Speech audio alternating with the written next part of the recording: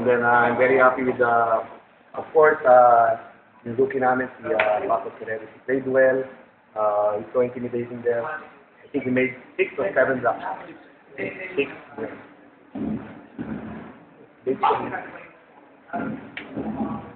Okay. Going to the Sun game?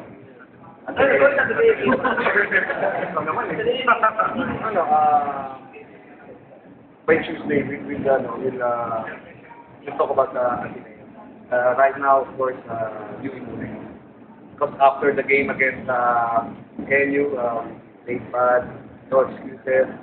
But least I'm very happy about it.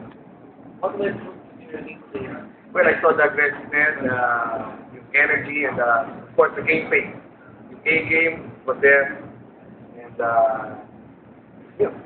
defense namin. Dapat. That's the only way we can get double. Have a special meaning to the former... No, wala naman. Parang lang. Yeah. How much of the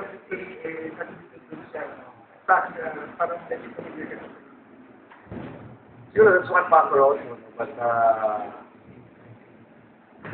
but the boys played well.